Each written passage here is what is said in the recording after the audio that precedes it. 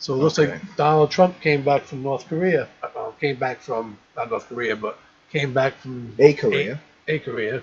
Actually came back, I think his last stop was the Philippines. Whole Asian tour down there.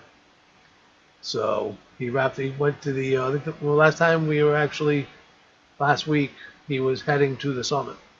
When we were talking last week. He was in China, and he was heading over to Da Nang for the summit. So he did meet with Putin, like a sideline meeting. Sideline meeting. They didn't actually go and sit down anywhere, but it was more of just on the sidelines of the summit. Trump is. Well, Russia has spoken up about North Korea just here recently.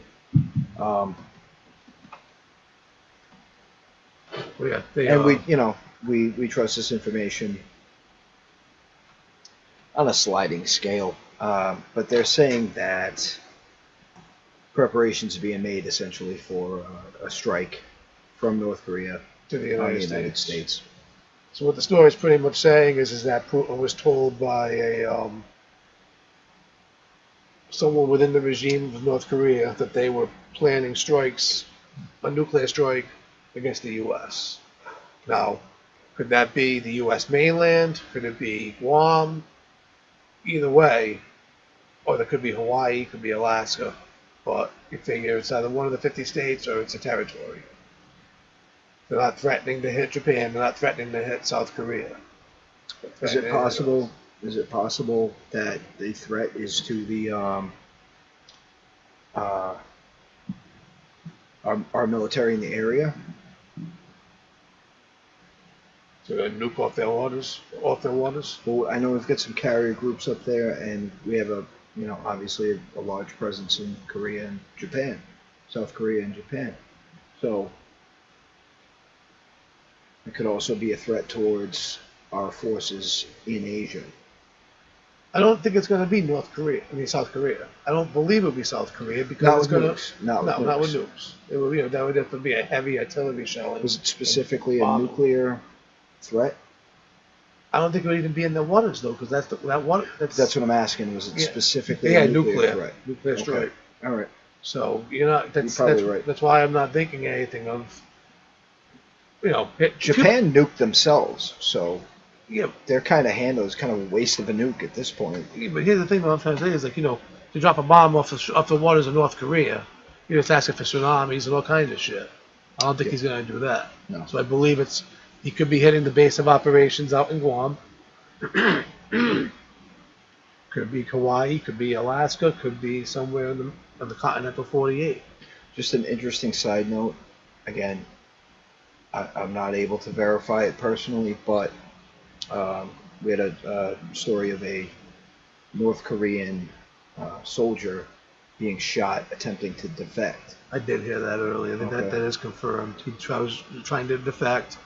He got shot down at the border in the DMZ, and actually where he was, the people from South Korea had to go in and get him. They had actually crawled to him to where he was to be able to save him. But it looks like he's gonna make it. So, but he had enough of Kim Jong-un. He had enough of eating blades of grass out of the park. Got sick of no running water. Got sick of making no money. I could see why he would want to run out there and get shot. Get out of there and get shot. Can't take it anymore if that's the life you live. Some people can't handle that. Like a lot of these snowflakes out there wouldn't be able to handle that now. They're not going to be getting any money for free. They have to work their ass off and not get paid a damn. Well, they also don't get what actually happens in a communist society. So, but leaving them aside, do we talk about the Twitter thing? It's so stupid. So, all right. So I guess Kim called Trump old. Yeah, called him old. And old and senile. Trump's response was to call him, or in a roundabout way, fat. Call him short and fat. Yeah. So our fucking president's 12. This is like bad acting. This is like a shitty TV show with a cartoon villain, and I don't know. This could even be Trump with that tweet. This could be public access, actually. Public access attempt at comedy. It's pretty bad. To be insulting. I don't see North Korea pulling a nuclear strike on the United States. I don't see it. My money is on the false flag EMP, lights out. Well, that's what they're trying to prepare you for, maybe. That's the whole thing. And it's almost like the guy walking around with the sandwich board that says the end is nigh, and everybody just kind of walks by him, tries not to make eye contact. It feels like every time someone in the public eye comes out and talks about the risk and how our grid is not EMP hardened and et cetera, he's the guy with the whistling in the board. wind. Mm-hmm. And I think we need to look long and hard at who would benefit from chaos in the U.S. Well, like I said in the earlier recording, if you start seeing the left start having the house of cards fall down around them. Oh, as soon as the pedogate thing started, I told my wife, you need to understand something, that there are people implicated that if this is true and there is proof, hashtag Epstein's Island,